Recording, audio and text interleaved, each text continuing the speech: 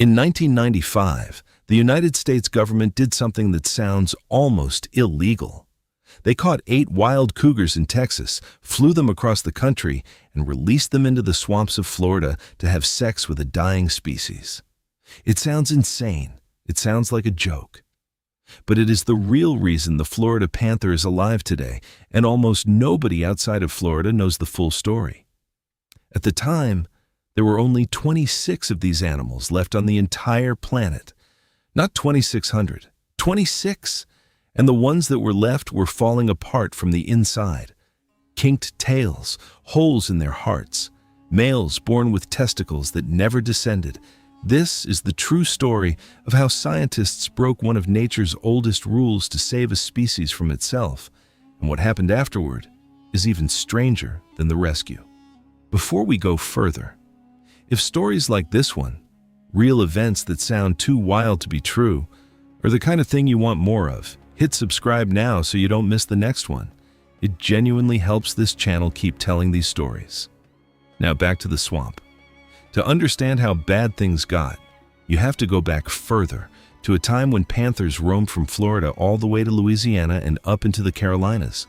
These animals ruled the entire southeastern United States. Then came settlers, and then came bounty hunters. Florida once paid $5 a hide for a dead panther. Multiply that across 100 years of hunting, add in swamps being drained and paved over for highways and suburbs, and by the 1960s, wildlife officials genuinely did not know if the Florida panther still existed. There was no confirmed sighting, no proof, just rumors from hunters and old-timers who swore they'd seen a big cat slip through the cypress trees. Early European settlers in Florida were so confused by these animals that they gave them a dozen different names. Some called them tigers. Some called them lions. Some genuinely believed they were leopards that had somehow crossed the ocean.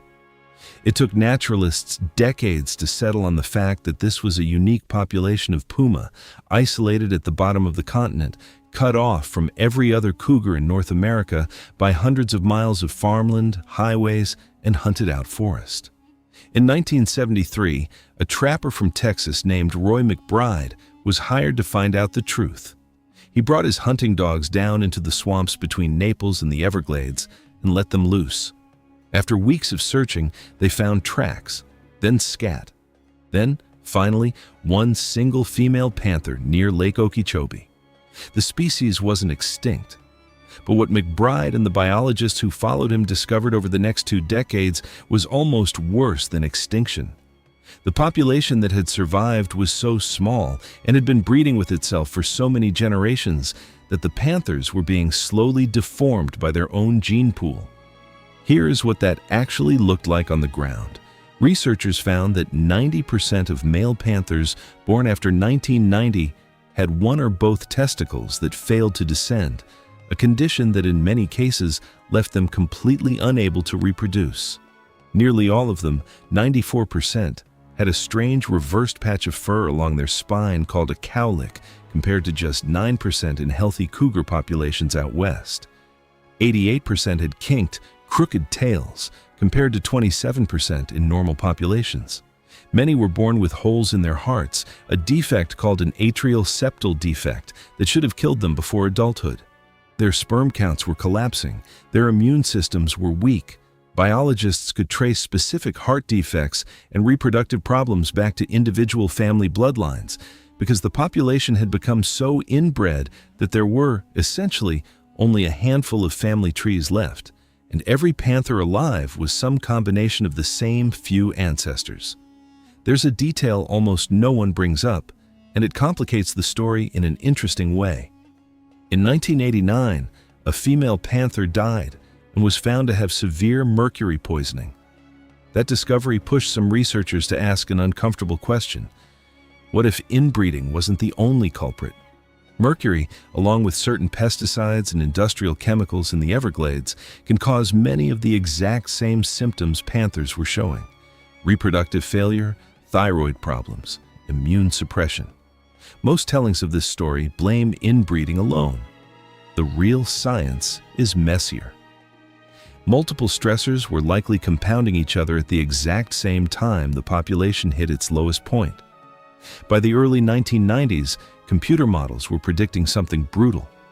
Even in a best-case scenario with zero more habitat lost, the Florida panther would go extinct within 25 to 40 years, purely from the genetic damage already baked into the population.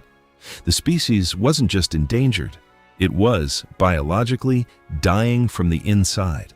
So a small group of biologists proposed something radical and deeply controversial even among conservationists.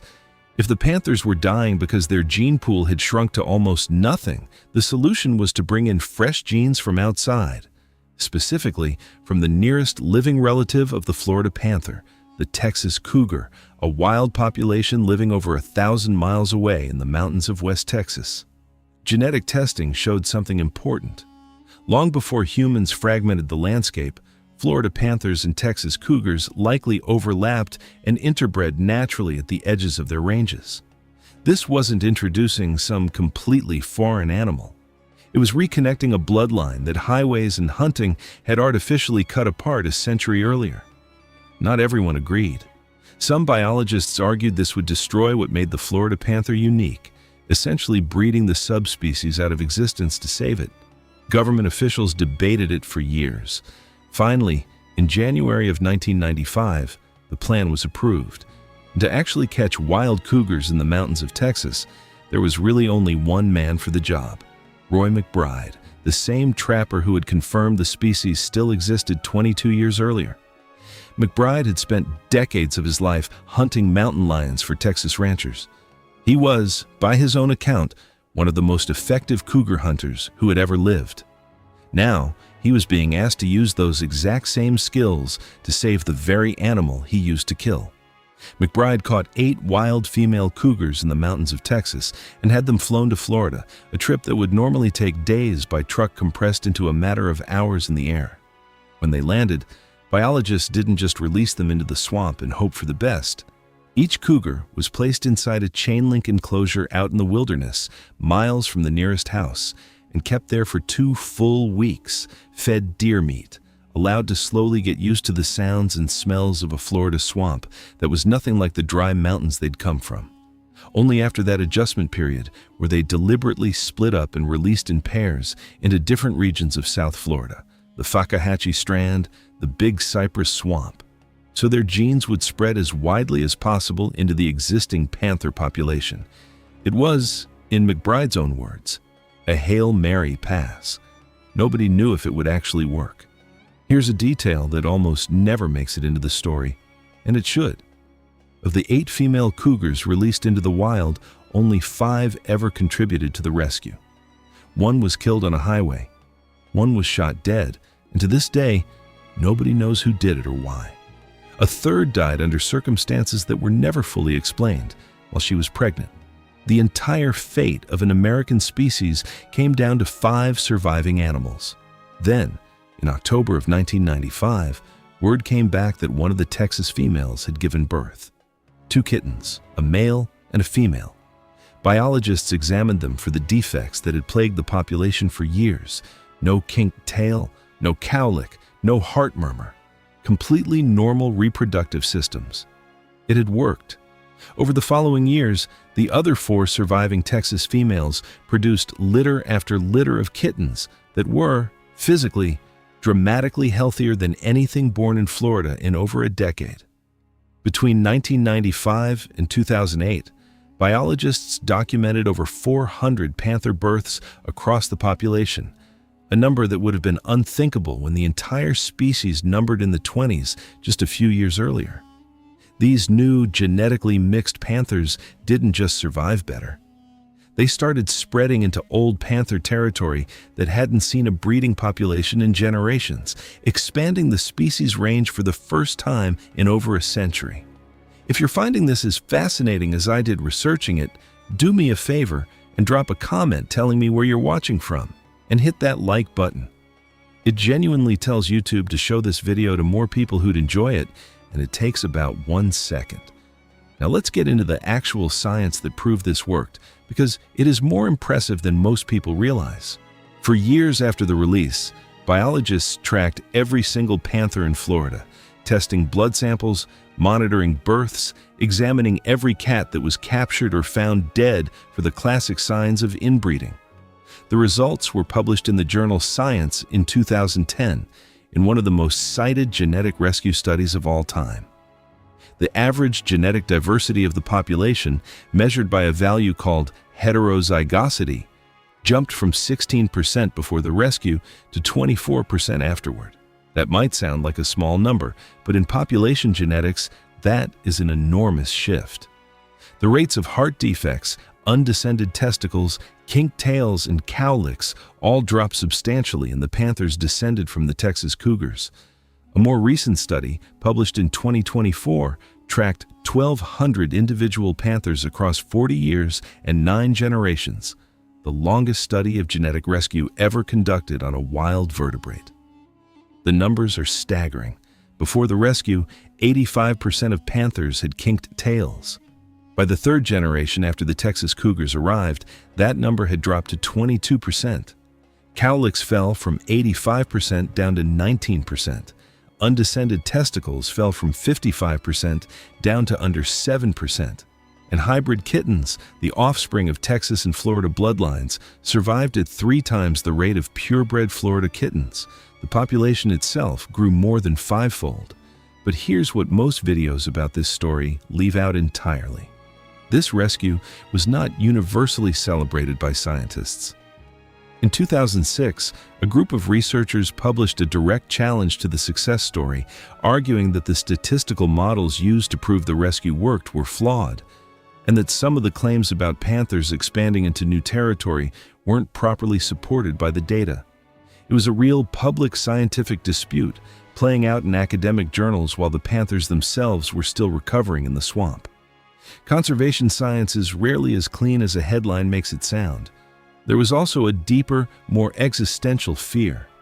If you keep breeding Florida panthers with Texas Cougars, at what point do you stop having a Florida panther at all? Are you saving a subspecies or quietly erasing it and replacing it with something else? This question went unanswered for 30 years until a genome sequencing study published in 2025, led by researchers at UCLA, finally settled it. By sequencing the full genomes of panthers living today, scientists found that no region of the genome had been completely replaced by Texas ancestry. The original Florida panther genetic identity survived. What actually improved the population's health wasn't deleting bad genes, it was simply increasing genetic diversity itself, which allowed the harmful mutations to be masked rather than expressed. It's a subtle distinction, but it's the difference between rescuing a subspecies and accidentally erasing it. And for 30 years, nobody could prove which one had actually happened. There was one more warning buried in that 2025 study, and it's the kind of detail that should make you a little uneasy. The researchers pointed out that the harmful mutations are being masked, not removed. If the panther population stays small, which it currently is, sitting at roughly 200 animals, inbreeding could start creeping back in over future generations. The rescue wasn't a permanent fix. It bought time. It didn't end the story. And almost as if to prove that point, disaster struck again, less than a decade after the genetic rescue began. Sometime between 2001 and 2005, a virus jumped from a single domestic house cat into the wild panther population. Feline leukemia virus, a disease that normally spreads between pet cats, somehow made the leap into an endangered wild species. It killed at least 5 panthers before biologists even understood what was happening. Once they traced the source, wildlife officials did something that sounds almost absurd. They launched a vaccination campaign for wild, free-ranging endangered panthers, physically trapping big cats in the swamp so veterinarians could give them house cat vaccines. It worked for a while. Then, starting in 2010, new cases began appearing again, traced to a completely different transmission event from another domestic cat. A species saved from its own genes nearly got wiped out by a house cat's leukemia virus instead. And the threats haven't stopped evolving.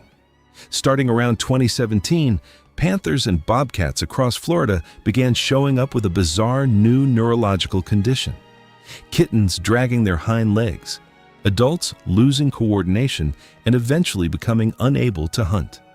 Wildlife officials named it feline leukomyelopathy.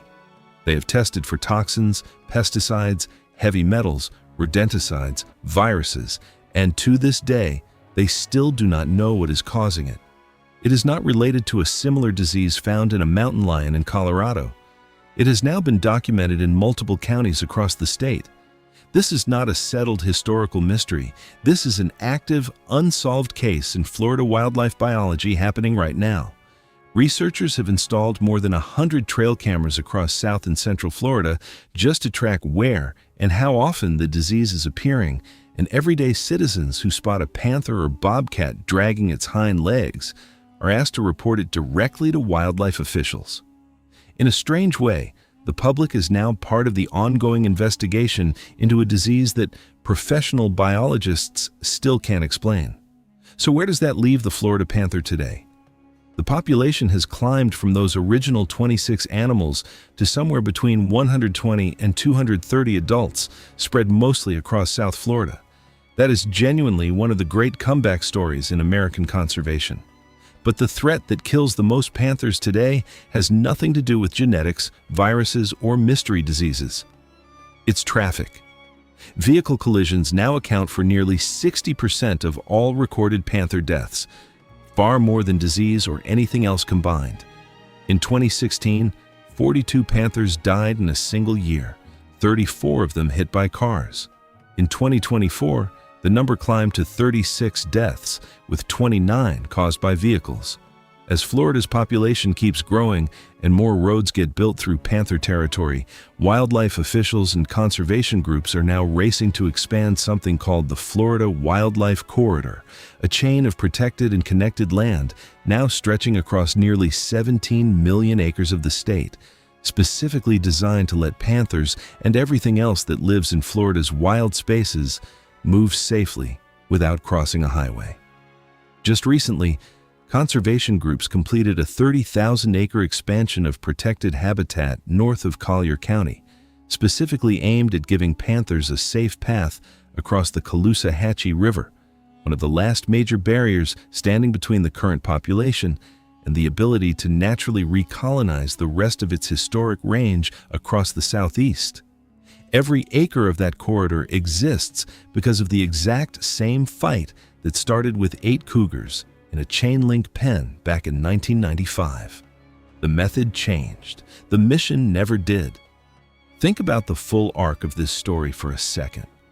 Scientists spent decades fighting to save the Florida panther from its own broken gene pool using one of the boldest and most controversial genetic rescues ever attempted on a wild species.